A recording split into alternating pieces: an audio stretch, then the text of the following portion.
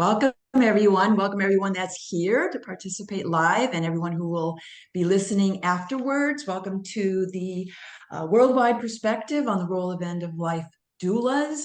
So today we've got, not representing the totality of the world, but Wilka is from Mexico, and she, I will say, almost single-handedly, that's not true, but you are so instrumental in bringing end-of-life doulas to Mexico, Central America, and South America. So pleased to have her here.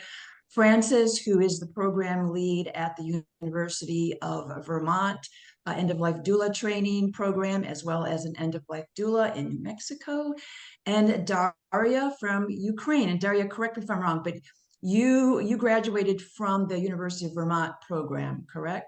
Yes, I am. Yes. Right. And now working in Ukraine. So pleased to have these three ladies here with us today. And, certainly there's been a rise of end-of-life doulas internationally, probably precipitated by the COVID pandemic, but certainly that's not the only reason. And so we're going to dive into what some of those other reasons were. And what we're going to do today is I'm going to go ahead and have everyone introduce themselves, have the panelists introduce themselves, and then I'll ask a few questions before opening it up to all of you guys. But I also want to say I'm so pleased to be representing the Dying Well initiative. It is part of the Global Wellness Institute, and GWI is instrumental in fostering, educating, seeking collaborations, preparing and publishing research on all facets of wellness. There are actually some 31 programs underneath Global Wellness Institute, and the Dying Well initiative is one of them. And one of our objectives is to host conversations like these. And I am the vice chair for the Dying Well initiative, as well as the founder and executive director for End of Life Psychedelic Care, and a former owner of a 250 client home healthcare agency. So we'll start with the panelists introducing themselves briefly to tell us a little bit about who they are and how they got to where they are, at least today. So Wilka, I'll start with you. Thank you, Chris. Well, today I am a death activist more than anything. I do community outreach tours all over the world, and I focus on Latin America and Latin Americans in any place. And the intention is to bring greater self-awareness, or awareness of death, I would say, and of course, awareness of our own mortality, because from where I stand, this is at the foundation of this movement. You know, it's not just that there's a lot of end-of-life doulas out there, but in order for us to be able to serve our communities need to be aware of what they need, what their rights are, what choices they might have, and understand that there is a value and a benefit to engaging with our mortality. So I do that. And more recently, I have been called into communities to train people for, community death care collectives. It's starting to sort of be born of the people, which is wonderful to see. And so I make myself available to do that kind of stuff. I also accidentally started the first death doula school in Latin America in 2020 because of the need to train more people. This is actually, from where I stand, also a community-based service that we provide. It's not, for me and in our countries, not something that is so much about the individual, but rather about the community that supports it. And so I have a school. I train along with my team, a volunteer team of doulas, and we've trained over 300 people in 4 years. And so we work virtually and online, and are continuing to encourage anyone to bring this into their communities, to start these conversations and all of those kinds of things. So I'm all over the place, do many, many things. This is my life and my passion, and I'm very grateful to be here today. Thank you, Wilka. Frances. Yes. Hey, everyone. I am a trained psychotherapist and a death educator. And right now I'm working in palliative care as well as addictions. And I came to this work in 2017 when my stepfather had died of cancer. And after having witnessed a traumatic death of a loved one, being able to see the difference in how people respond. But I must say, honestly, I would not be here today if it were not for Wilka. Wilka was talking about her training program. Yes, even though I do run the or lead the program up at the University of Vermont, I went down and studied directly with Wilka, and it was life changing. And I would not be out in New Mexico. I really would not be where I am in life today without Wilka. So, she taught me that death is not just for our physical bodies, but it's also, spiritual, mental, emotional, and that we can die to self daily. So that's kind of where I am right now on my path and my journey. And so it's so interesting seeing the symbolism being, here on this lovely call with you all and many of faces. It's so great to see so many people. But to have my mentor, right, who I love and just look up to, and then also a student. And it's like, wow, again, it just comes back full circle. Everything is just in the duality. So it's great to be here. Chris, thank you so much for putting this on. Oh, you're welcome. Thank you. Daria. Hi, everyone. Thank you for this meeting. I'm from Ukraine, Kyiv, and I am an end-of-life doula in the country where no one knows about the existence of end-of-life care, end-of-life needs, and this profession. I feel myself like I'm a soldier in the field, and I'm all alone sometimes. And I work with all types of loss and grief and emotional states that are most easily described by the words, I feel like I'm died, but no one buried me. So we don't have grief counseling. We don't have any therapists. We have therapists, of course, but we don't have special persons who work with a grief, loss, end-of-life care, or death awareness, or all this type of needs in the end of life. And no one knows about this. And it's maybe the most hardest moment of my work. So I made a lot of work with all these feelings before end of life and before dying, because I feel like my lifestyle can be described with words: a bad death devalues life. So if I can create an idea that we should be we should be more creative and to think about end of life during our life. I hope we can create some system in Ukraine, because in 50 years I will be in my own end of life and I want to die well. So it's some kind of work for myself, maybe.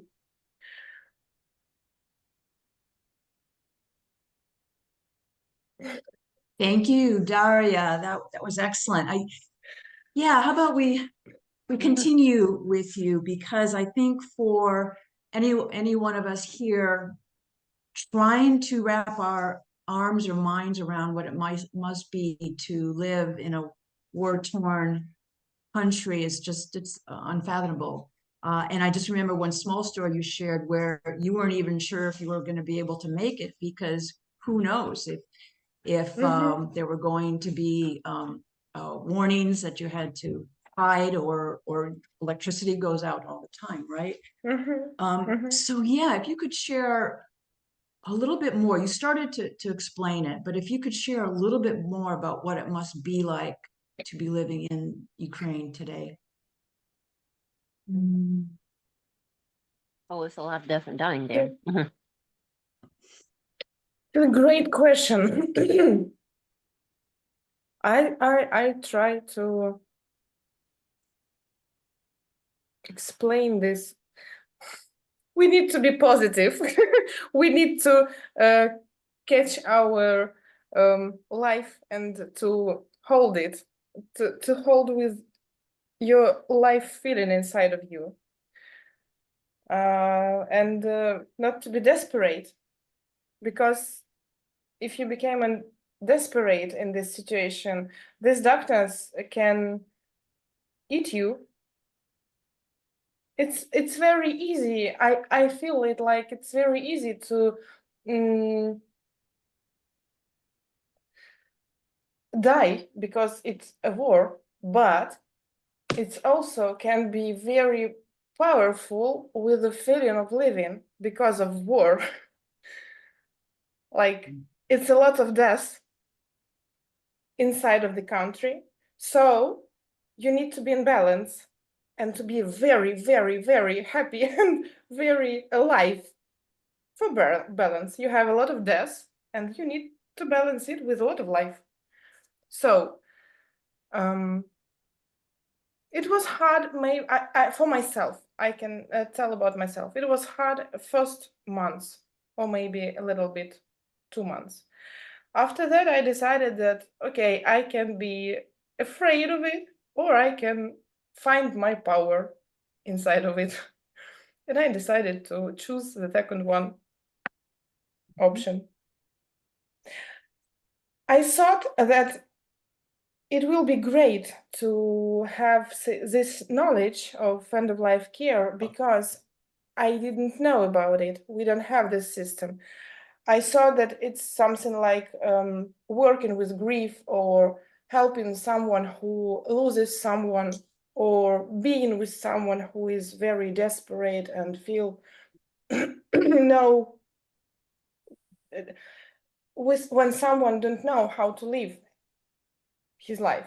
I thought that and Death Doula is about this, about grieving work. But when I started to educate in the UVM program, the whole new world opened for me, and I was so wondered that the whole system is created somewhere in the world and we don't have it. And I said, okay, we have a problem. I will be old in 50 years. I want to die well, so I can, okay, I can say that it can, I can fail with this idea. I can have no energy or no money or no people or some, I can lose myself in creating this system, but I can find great people who will catch this idea and can create it after me, maybe. I decided to start with something, with speaking about this, with writing about this, about the short idea that bad death devalues life.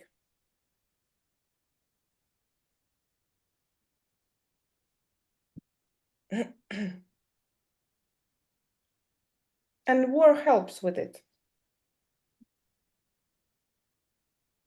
In what way? Because every day, you know, you have an option not to wake up in the morning. You need to live your life effectively and making the best. Yeah, that's beautiful, and I think we all can see why Daria is no doubt really good at what she does, because that attitude is the one that is going to sustain you and anyone else who you know, But follows that. It's hard. It's hard in this like one more moment. At the same moment, sorry, I'm losing some words from my head when I'm a little bit nervous. At the same moment, we have a little problem, because when you have a lot of death and grief because of the war, no one have energy or desire, maybe, I don't know, to think about an end-of-life care, about maybe old people or ill people or sick people or cancer or some illnesses which gave us needs, some emotional needs in the end of life, because they say we have the war take all attention. It's take all attention. We have this is the main thing we should think about, not about old people. They can be alone or with their relatives. And the second problem is that the work of end-of-life care about these people, because we have them. We have people who ill or die every day, not because of the war. And their relatives should be end-of-life doulas for these people. And they don't have this kind of knowledges how to care about them. And these people, these relatives who loses someone and who make this work for us because we don't have doulas, they need to find someone who they can care these feelings and this experience. We have a lot of problems. I don't know, should we should we speak about them, because I feel myself like I'm a little girl who is telling in the kindergarten about bad things which happen in her family, or something which like should be closed inside of your society. But at the same moment, I think I should speak about this, because how can we change something if we're silent about this? I think our main difference about your system and our system is that when people come to the hospitality or hospice or somewhere where they supposed to have end-of-life care, they know that no one can break their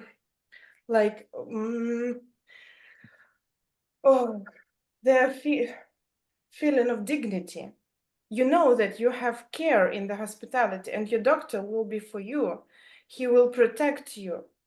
And in our country, if grown-up kids like our like grown-up kids, okay, if grown-up kid put his parent, old parent or sick parent to some place where someone should care about them, everyone knows that in this place doctors or someone else can do very bad things, or like we don't know which can do with them.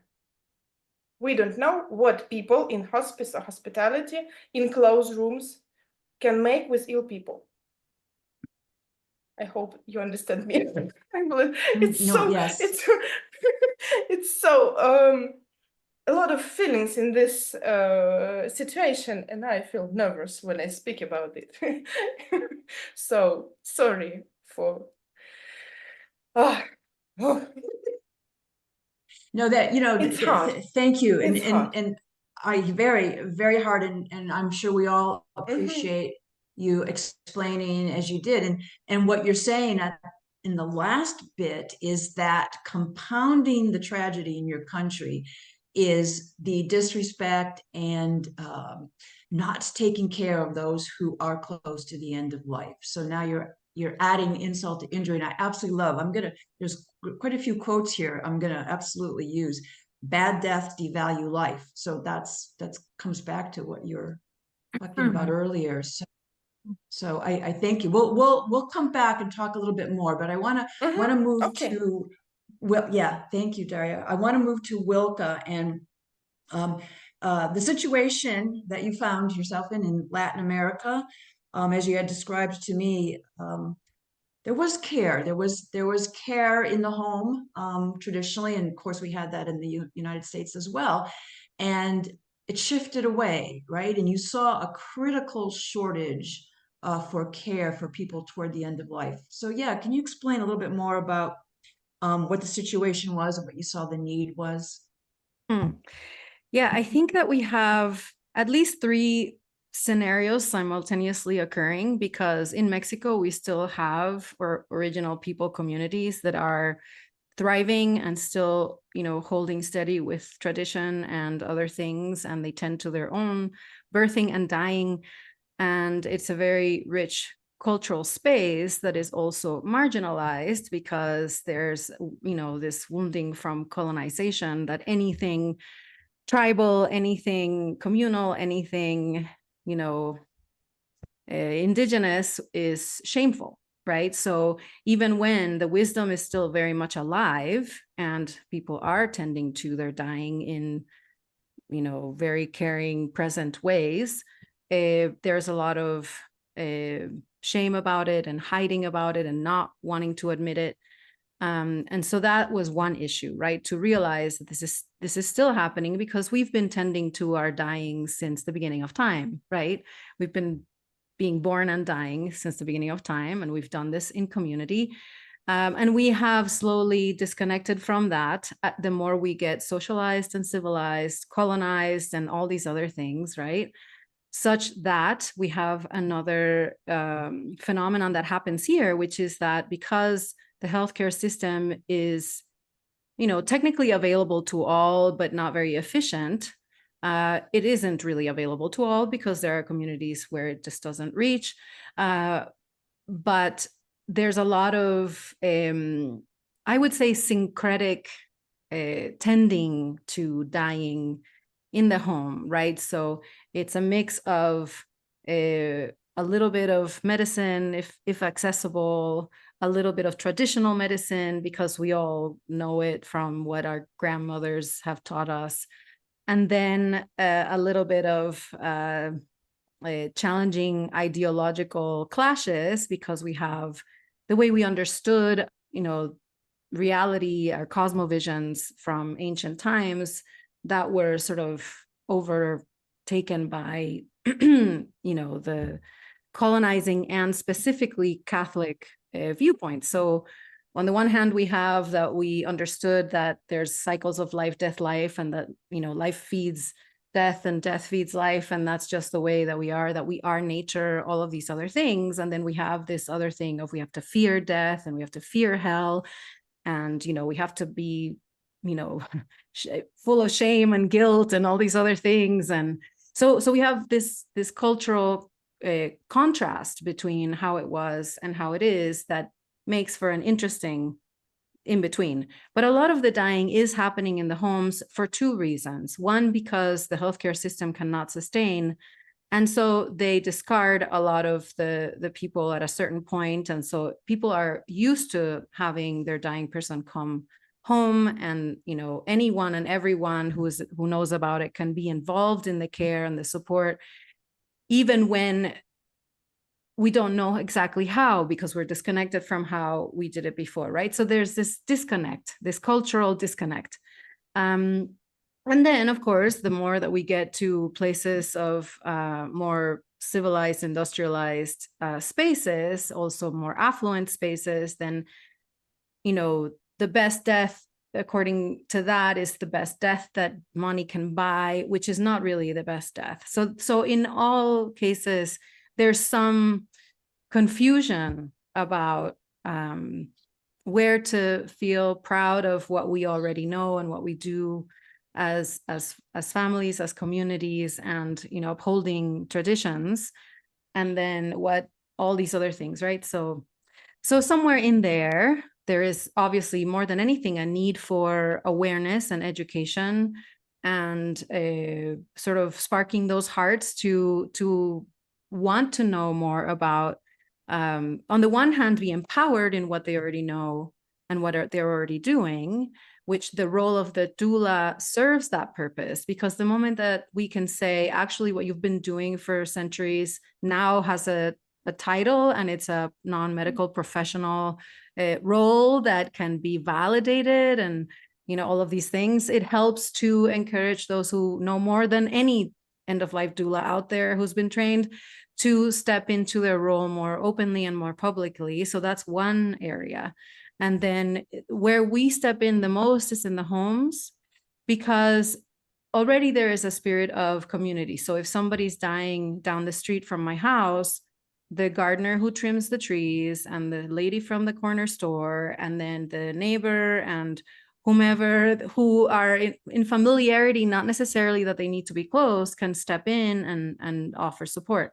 So we have that. So we can step in more easily there to just be able to orient and facilitate comfort in the way that we can. And more than anything, to encourage and educate, because the other thing is that dying is a natural process. It's not a medical process.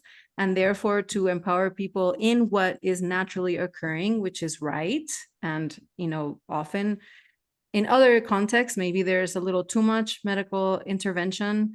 We here are dying beautifully with little to no medical intervention, which is, you know, it's amazing. I don't know how much of how we are dying is a conceptual experience, that because we assume, because we've been told that it should be a certain way, that it should be horrible and painful and a lot of suffering and tragedy and all these things, that's what we are generating collectively.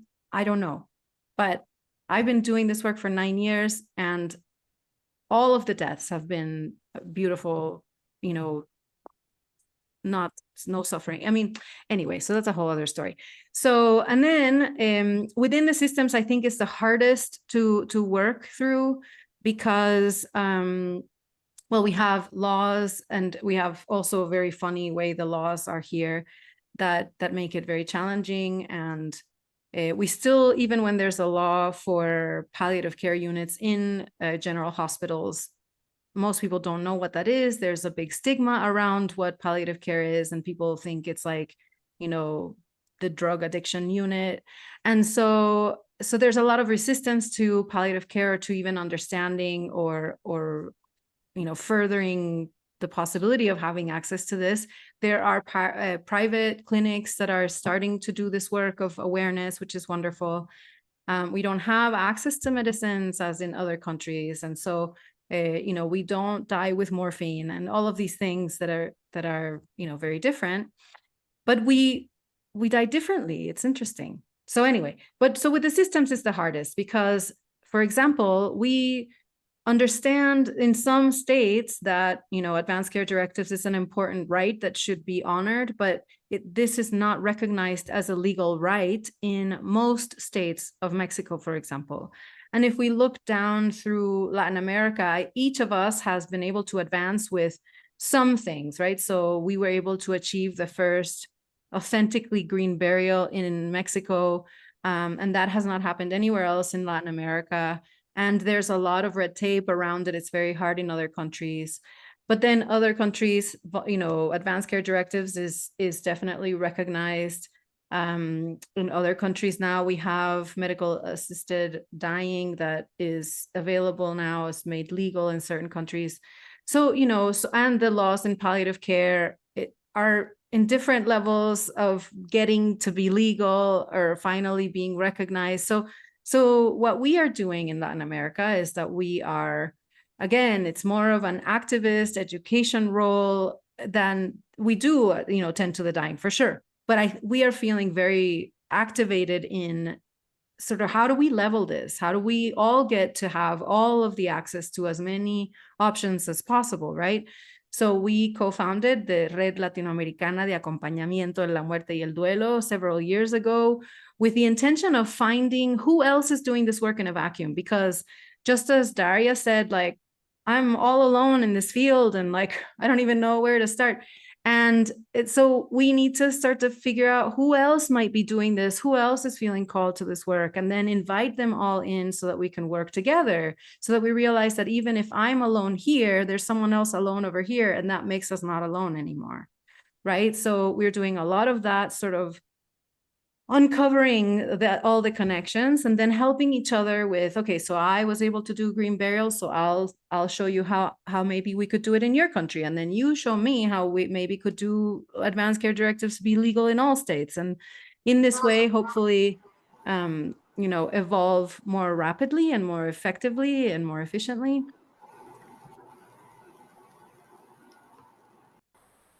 Thank you. Wow. I can tell this conversation could go on forever because it's so rich in detail.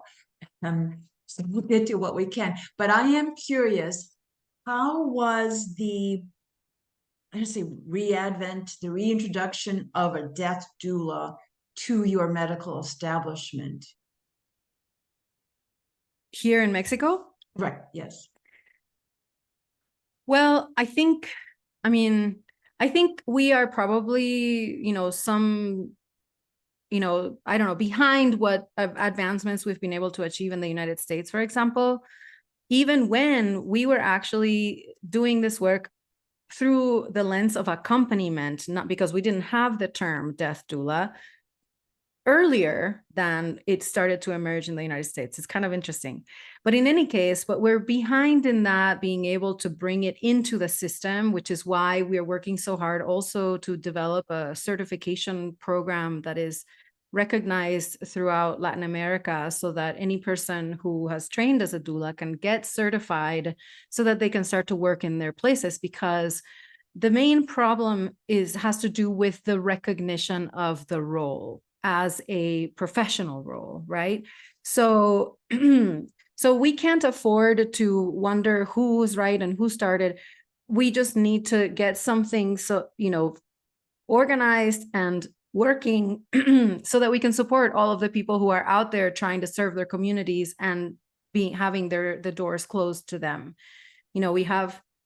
There's this questioning of the validity of the role, and there's potentially some kind of sense of feeling threatened by the role, especially when the role is pro bono. We've been doing all the work here. We've been doing is pro bono, but what we have to do is educate more so that they understand that the doula bridges the gaps where all the other care that is required or necessary so that they can work even better, right?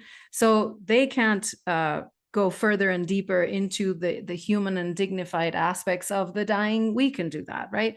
But so what we have found is that we can work with changing the world by changing the world of one, right? So we're not going to go from the top down, but rather from the bottom up. And so we begin through this networking and finding out who else is aligned with what we are attempting to do. Then we find who are the medical professionals who are, more radical and who are interested in this kind of collaboration. And so more and more we identify who those people are. So we have some people, who are medical doctors and nurses and other, death care, and even funeral industry people, which is really surprising to me. So we work with whomever is willing and ready, but I feel like we have so much work to do. It's like, I barely sleep, but, because somebody's got to do it. So hopefully, we do events such as this one, so more people are inspired to say, we need to do this together, So I hope that answered your question. No, that was great, Wilka. Thank you. All right, Francis. So, if you could answer the similar question about what you saw as the need and then the role that the doula plays, and you could speak at it, not just from your perspective of being a doula and a trainer within the United States, but, the global perspective, because you do train people all over the world. Wilka actually summed it up very well, right? That it is a collective effort. And here in the States, we are very privileged, and oftentimes we forget just how privileged we are to have access to hospice care, palliative care, any type of medications, and also protected health information. And so when we listen to Daria, we listen to Wilka, it just really broadens our perspective as to what other people are facing. But when it comes down to the States, the biggest thing, and like Wilka was saying, the biggest thing it comes down to is recognition, right? That this is a valid role, just as chaplains in the hospitals or even birth doulas now in the hospitals in the States are recognized. If there is a way that we could be, certified, then we could apply for reimbursements, right? And here in the States, everybody's very, money motivated. That's just our system that's set up. If we could, get reimbursement with Medicare and Medicaid, then there would be a lot more service delivery. And then it would open up for those who are able to do pro bono to serve other communities. So when I think about what's needed here in the States, yes, a, a certification process like Wilka was talking about, regardless of which training institute, but to be able to come together and say that they have met these certain qualifications, accreditation standards, these standards of care. So we can ensure that this is, because unfortunately we've gotten so medicalized. And I say that working in a hospital system, death is very medicalized and it takes away from the humanity.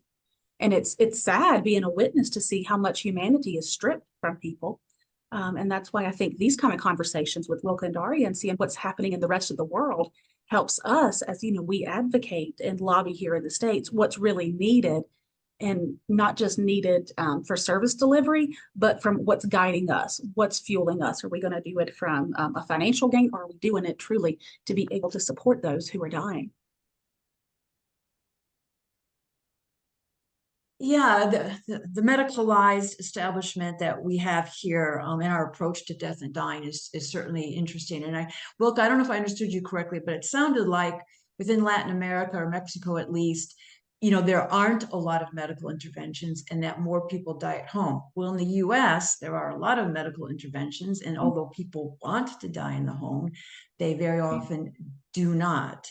So in that context, Frances, how do you think then an end-of-life doula can really bring back, and I'll call it the sacredness of death and dying, to a world that we consider death a failure? The medical establishment considers death a failure. Yes, we do. I think a lot of it starts with the communities and educating, right? And that's kind of across all our communities. But if people don't know that this is an option, and even starting with educating on the stages of dying and what to expect, going into senior centers, going into community events, and starting to normalize the conversation that death is a natural part of humanity. I think we can do a lot of destigmatizing, because oftentimes people who end up coming into, our hospice and other hospices, they may only have 2 weeks left, not realizing that is an intervention that could be used, here for 6 months, or even the use of palliative care. But a lot of it is because here in the States, we are very death phobic. If we look at, our marketing campaigns, so much is focused on anti-aging, youthful. We really struggle with embracing the natural process of life. We don't even buy fruit with dents in it. I mean, everything has to be perfect. But if we can start, all of us on the call today, hosting community events, talking about the natural process of death, of life, then I really believe we can do a lot of destigmatizing, and then therefore people would have more, if they have the ability to have the access of care, would be willing to at least hear the interventions available. Daria or Wilka, do you want to comment on that?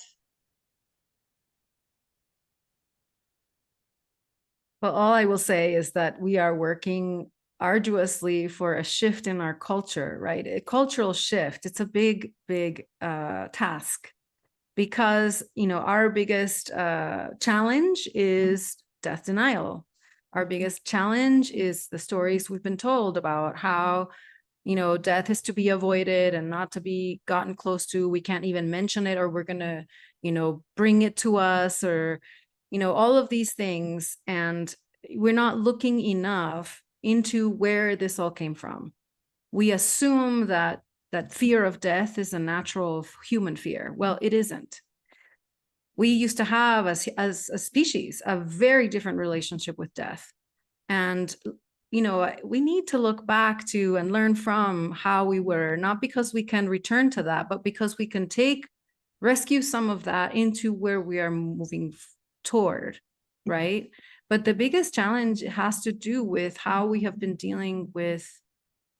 not dealing with our mortality on a regular basis. And then it's a shock, and it's an injustice, and it's a tragedy. And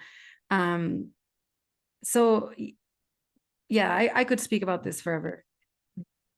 But yeah, I think that's the biggest task, and we're taking it on. Yeah, Mm-hmm. yeah. Great. Daria, do you want to add it? Or actually, I have a different question for you, if it's okay. Yeah, it's okay. Well, one of the things that you wrote about in your bio, which was very interesting to me, is some of those practices that you bring in as an end-of-life doula. And so it just reminded me how we culturally we have very different practices around death and dying. And you talked about three that I would love if you could just explain. And if there's more around that as well, please do. But you had bath steaming, adult swaddling, and rebozo massage. So yes, can you explain those? Oh, it can be long. Well, for now, it was 2 months ago. For now, for now, I think that no matter which instrument you can take, or I can take, I should talk about myself. Um, I can find some experience or death experience or experience about the death or loss or grieving with any instrument. Sometimes I think that I can enter the room and say hello and to connect with person and to find which pain she is carrying inside of her body. I feel it like a big gift of my life. I don't know. Steaming, I don't know. You may Google. Steaming is a great place. I know that it's popular in Finland and in the North countries where you can be warm, and it's a part of their lifestyle to steam themselves in the special rooms. We have some terminology, some hard words of describing these rituals, but it's some place where you can get a lot of warm with burning some wood or maybe breathing with warm steam and being in dark place, which give you the feeling like it's like an it's like a сейчас,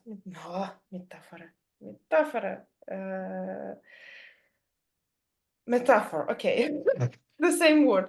It's the metaphor of the mother's womb. When you're inside of this warm room, you're sweating and you feel you're breathing, and you can give some warmth of this room inside your cold experience. Your body is carrying your cold experience, and death is the cold experience, or losing someone, it's the cold experience. You may close your eyes inside the steam room and find your cold place inside your body and breathing in this cold place, or getting some warm with a one moment, I should translate this. Broom. Oh no, it's not the broom, it's not this broom which you're cleaning your room. Okay. Branches. We make some steam brooms with branches of trees, and every tree has his own energy, and we can make some instruments for carrying inside the steam room. And oh, it's so hard to explain you how it works. But the main logic is to get some warm inside of you, inside of your body, to warm the cold experience or cold feeling inside of you. So steaming can help us with this, with grieving people. Also, you may be so warmed up and get some cold water, which give you a feeling like you want to sound with your pain. Sometimes you're lying on this place in this room, and you're so warm up, and I can give you some cold water, and it feels whoo, and you start sounding, and it gives you a relief. It opened a lot of energy of your feelings. You sound and you crying maybe, and everyone feels better after this. So another one another one moment is пеленание, да? Oh, breathing, swelling. Swelling of grown-up people, it's also about our young experience and about I see that our experience of birth, how we came in our life, is very similar to our experience in the end of life. So when we have a clear way of our experience from the start to the end, it gave us an option to die well. You don't have this luggage of some hard feelings, and swelling can help us with this. When you swaddle the person, I can show you one moment. Ribozo, it's this scarf. It can help us with. It's very long, it's a very long scarf. You may swaddle person like this, and it's lying on the floor, and it also gave you a lot of care, a lot of warmth, a lot of feeling of relief. You can feel yourself like a little baby, and the person who is doing this work, it's like you're the greatest, the biggest mama which you're dreamed about. She's caring, loving, she's very attentive in your situation, in your experience right now. And this person who is lying, we have 7 scarves like this. We can close every part of the body, the head, shoulders, stomach, legs, and all those like chakra zones. And with attention to these zones, we can give a lot of love, maybe, I don't know, a lot of being, and to free the life energy for better living. I don't know how can it help us in the end of life. Maybe I don't know. I think it can be also if the person is not very sick, or it want this this ritual. But the sweating of an adult people, and ribozo massage also, because it's like a big scarf. It's like sweating of the adult people. It's a whole day ritual when you have 6 or 9 hours of care. You have an experience like, for example, not only end of life, the divorce. It's the divorce with someone. It's also like someone died inside of you. Your feelings, your marriage. It was it dies. Okay. And you feel like something dead inside of you, and you need an attention, and you can close this experience for better living after this. For like, I need to make a funeral of this situation, and you're carrying this experience inside of you, and you need to someone to be present while you're grieving about it, and to make your body free from this experience with this day of care.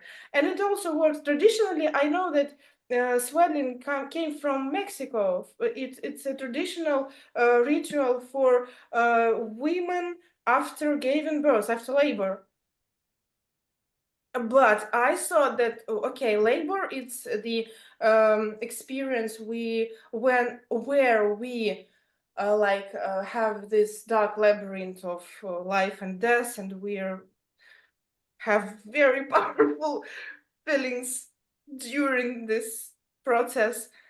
And women, I thought that, okay, we have a woman which can feel herself dying after giving birth, because her life without baby, and she needs some care or some practices for helping for oh, it's so hard, sorry. Well, I thought that if we have women with this experience, we can look more wider. We can look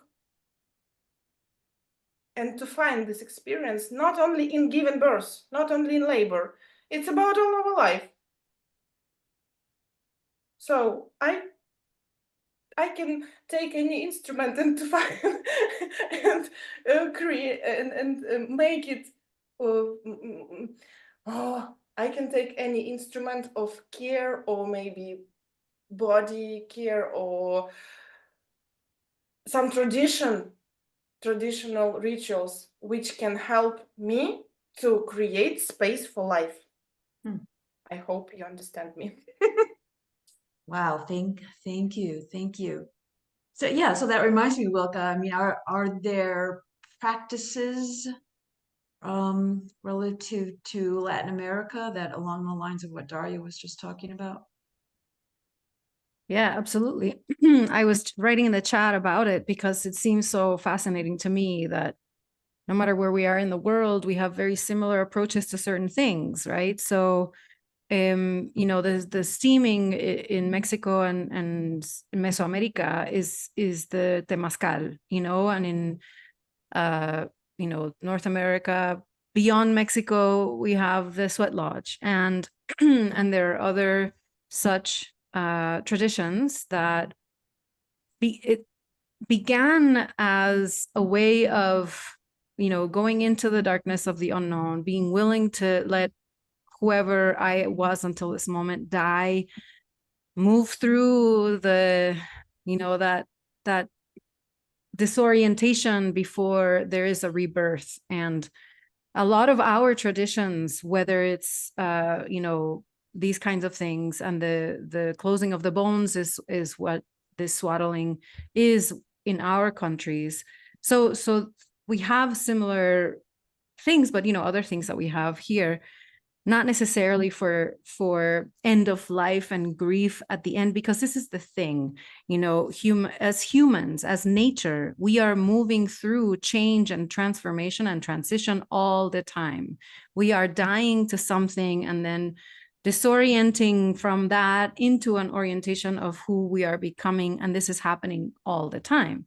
And so one of the ways that we have forgotten is to that way of constantly honoring the fact that we are dying and being reborn on a regular basis. So what is happening today is that we are pretending that we're the same person, that nothing changes, that we need to move on and move forward, and that, you know, we need to be the same person we were before some loss and change, because that's what everybody expects. And then toward the end of life, or when a big momentous loss comes along, we are taken by surprise, unprepared, and fully devastated, right? And if it's toward the end of life, all of a sudden, all of that work that we didn't do accumulates at the end, as Daria was pointing out, and then we have all of the struggle and all of the suffering and all of the pain and all of the, it's not just physical pain, it's actually more emotional and spiritual pain than it is physical. But because we haven't then dealt with any of it, it all accumulates. So all of these traditions, whether they're sweat lodges or whether they are vision quests, whether they are being buried alive, we do this here a lot in our, you know, remote communities that continue to do traditions. We bury people alive when something needs to die. And it's not like we're burying them so they can't breathe and they're going to die in there. We bury them so that they are with the earth and with themselves through the process of shedding something in order to then rise again as a new person, right?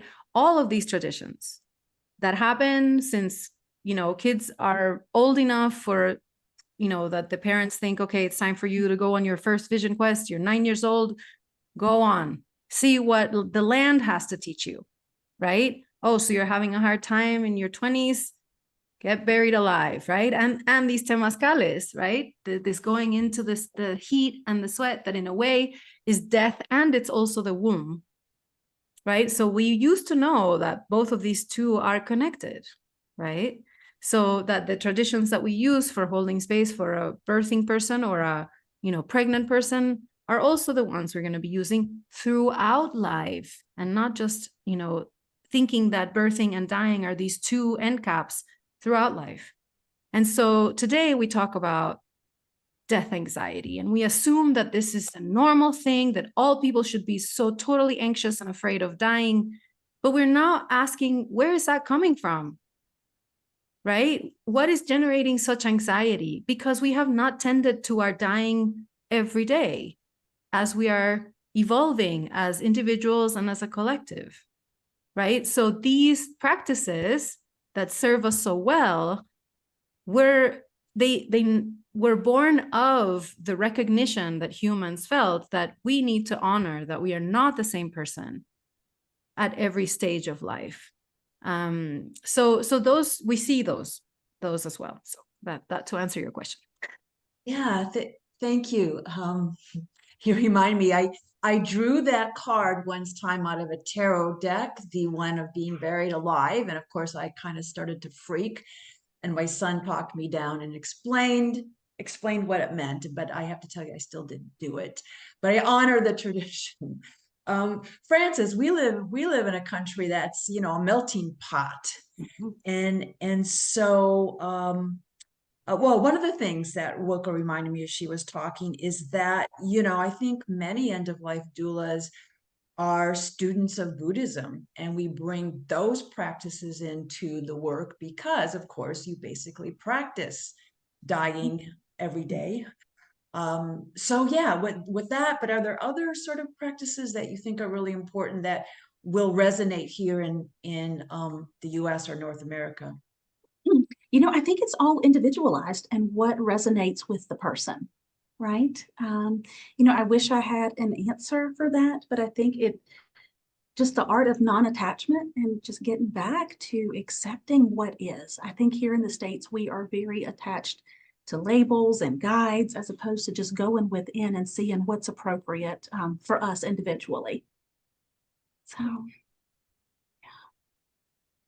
yeah. I'd like to jump in. Yeah, Yeah, to please. say that with what you're saying, there's this obsession with control, and there's this illusion of control that has been sold to us, that if we do this and don't do that, we're going to control things, right?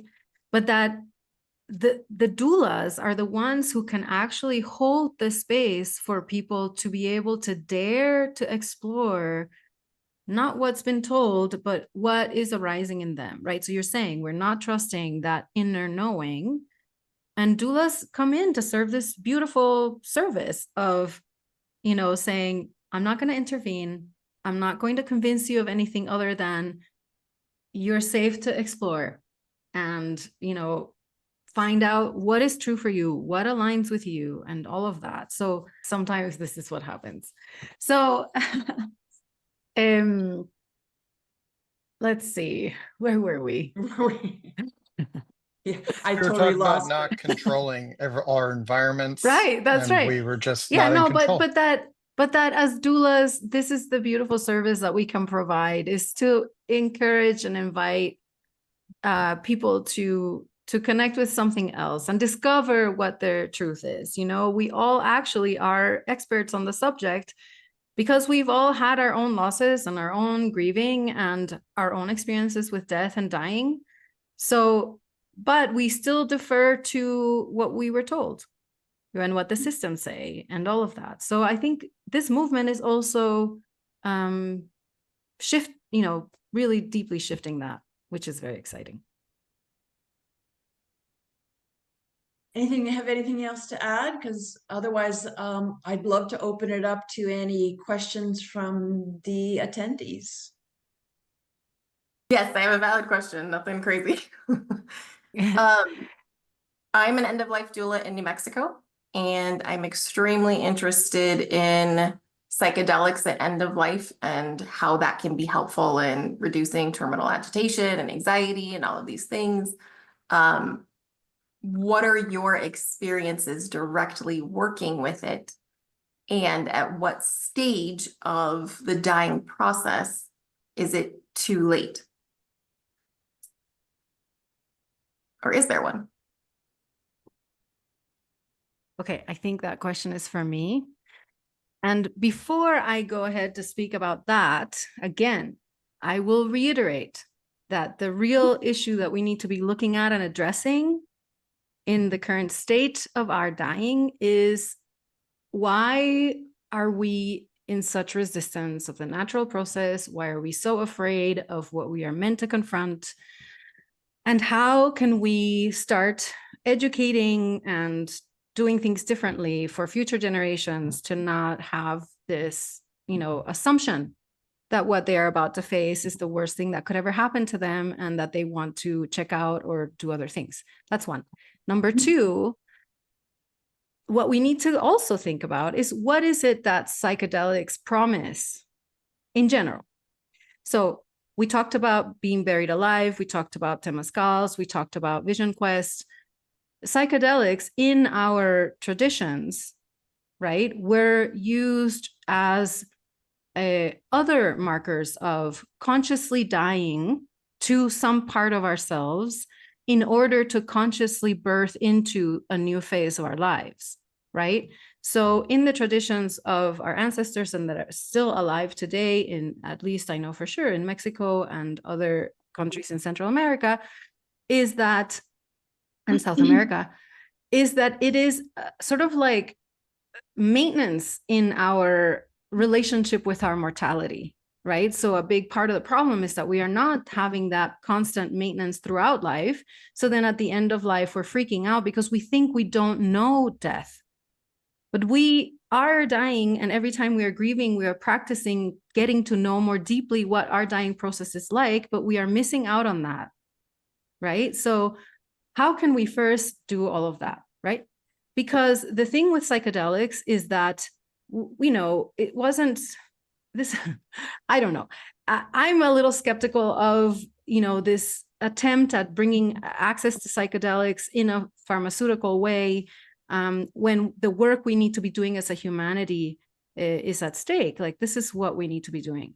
In terms of the way that it's intended to be used now,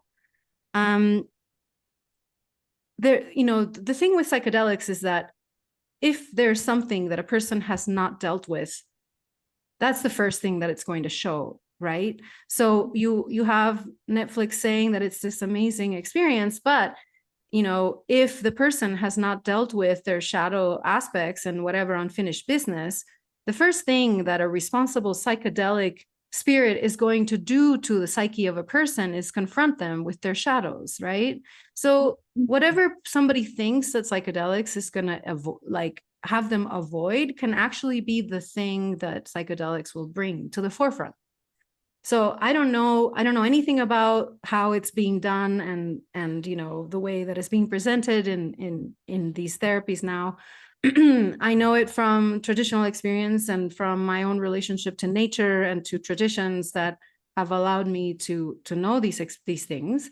But in terms of end of life support, here actually, where we have incredible access to psychedelics without any problem, that's not our go-to, right? So we are thinking about what is, of all the plant medicine, which is not all psychedelic, what of all the plant medicine available to us is going to support the specific manifestation of whatever the trajectory of this person into their dying.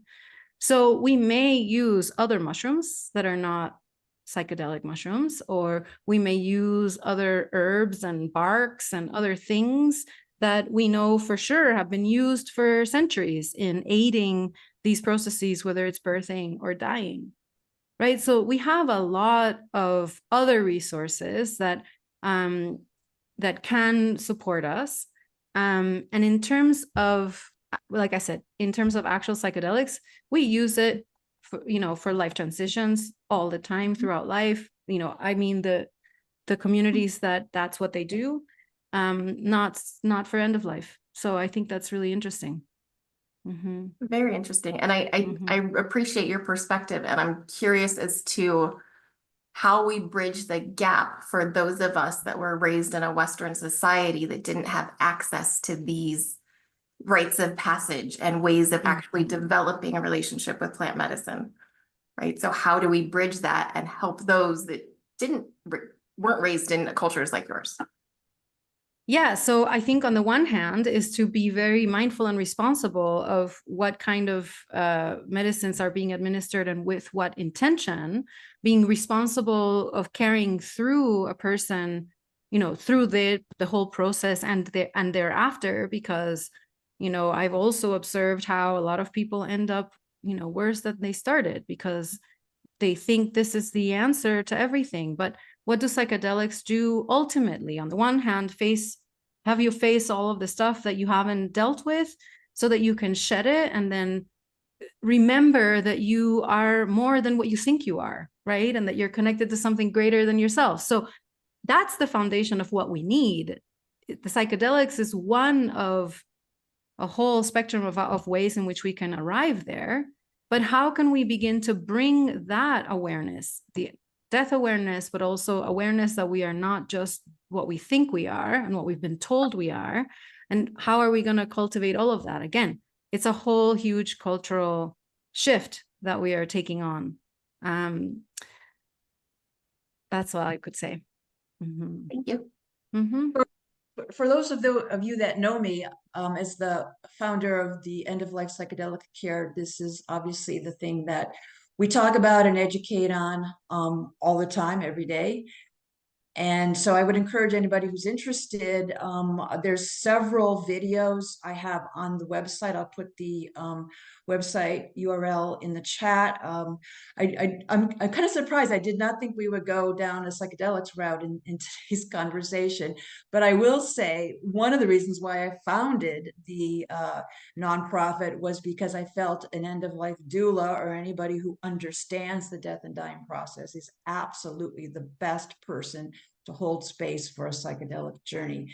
And as I loved what Wilka said too, when we're teaching our courses, we talk a lot about when is it appropriate, when is it not appropriate, and as the veil thins closer to the end of life and death becomes a psychedelic journey, then you know what, you don't need psychedelics. So, and there is that too, but I appreciate the question. All right, Robert, we're getting close on time, so hopefully we can take these last two questions. Robert. Thank you. Thank you. And I really go by Bob. So my name is Bob Russo, Wow. and I'm relatively new to this entire community, and I already feel at home. So I just want to thank everybody here for putting this on and sharing as much as you have. I have learned so much in the last hour. It's tremendous. I just wanted to say thank you. And I'm new into this community because I just joined one of Wilka's programs, and it is changing my life. And I think I'm home. I think I have more questions than anybody could ever think of at this moment, but I can absolutely see my future here. And since this title was psychedelics, my husband happens to be a hospice and palliative care medical director here in the United States.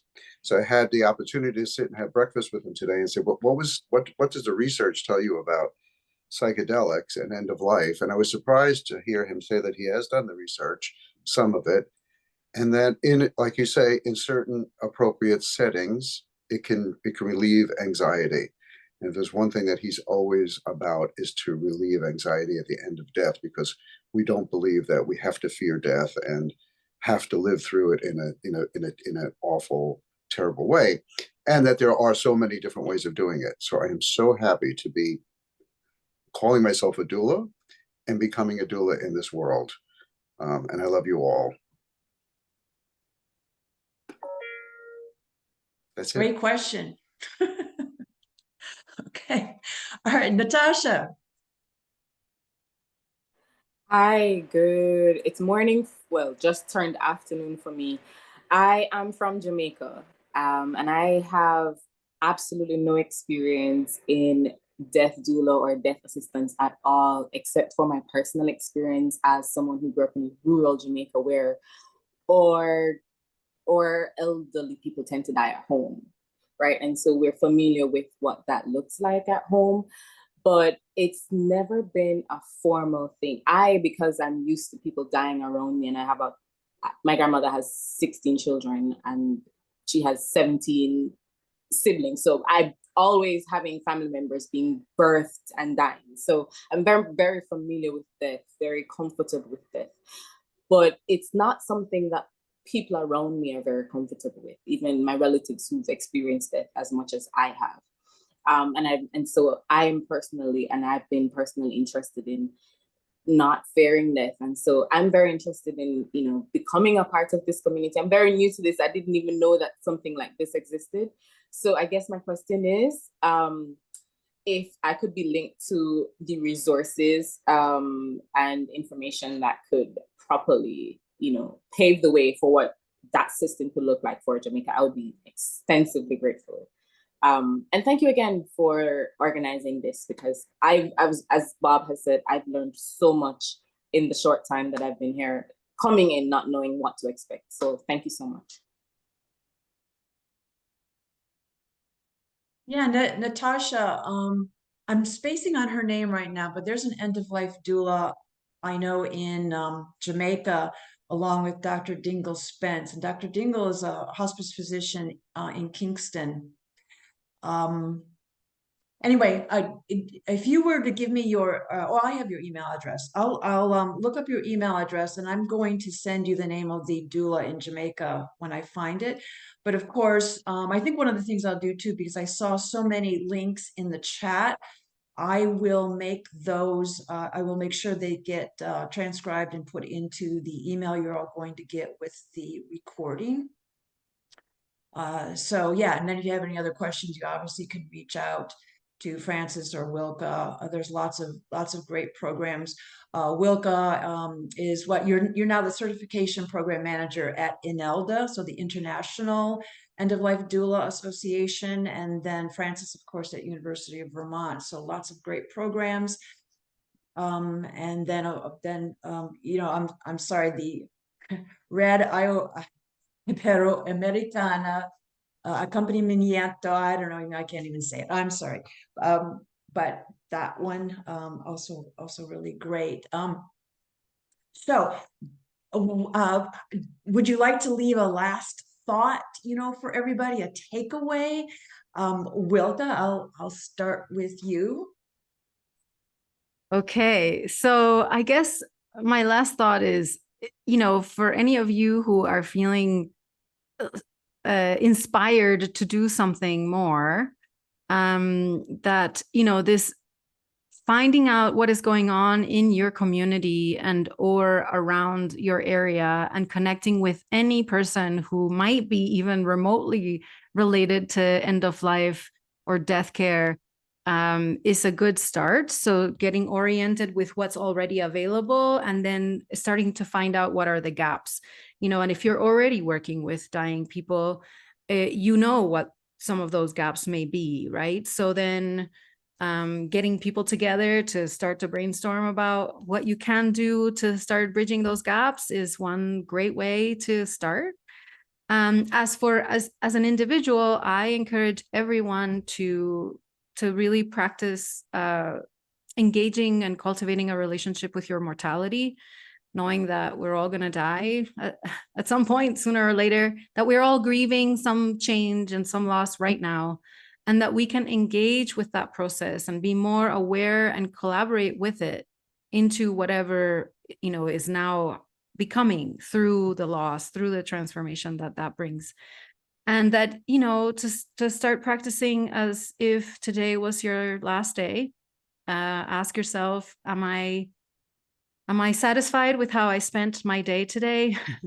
If I had to die tonight, is this an okay day for me? And forget about bucket lists. Think about living today, right? So because today could be our last day. So that's what I would say.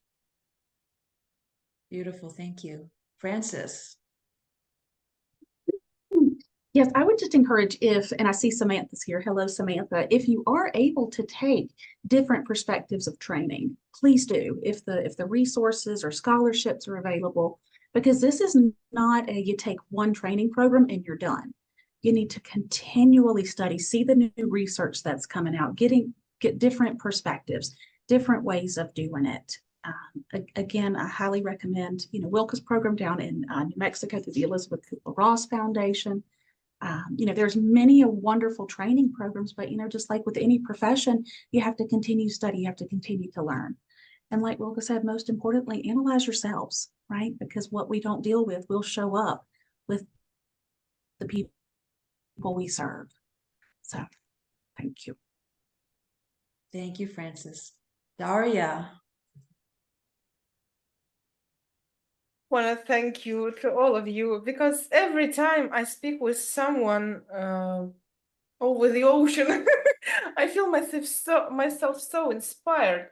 I feel like I have this community and I have all the power of all the world to create everything. And we say that the water sharpens the stone, and we can be the one drop. The one drop is a little, but every person can be the drop and it create the ocean. So I'm very grateful. It's so amazing to feel myself not alone in this topic. I know that we have some problems, but one great doula after my studying, when I was so break down, I felt like, oh my God, why I got all these knowledges? What should I do with them? It was so hard. One great doula from America, I don't remember her name, she told me, you don't have this system. It's amazing. You can create it. So you and your experience and your knowledges and different stages of I listened to you and I felt like we're in one system, but we have different stages of this system. We have the maybe more great system in the US, in the middle of this greatest in Mexico, and in this beginning in Ukraine, and we can look at each other and share with our experience and to take things which can be put inside of our mentality or our situation, our experience, our ways of feeling these knowledges. And I hope, I think that you can open your heart to the end of the life, or the feeling in the end of the life, when you can talk about this, when you can write about this, when you can read about this. We can eat this elephant with the little pieces. Wow. All right. So with those words of inspiration and wisdom, we are complete. I thank you all. Daria, Wilka, Frances, honor you, honor your work. The rest of you, thank you so much for participating. And yeah, look forward to seeing you again at a future program. But Thank you so Thank much, you. Chris, and everyone. take care. you. Have a great day. Thank you so much.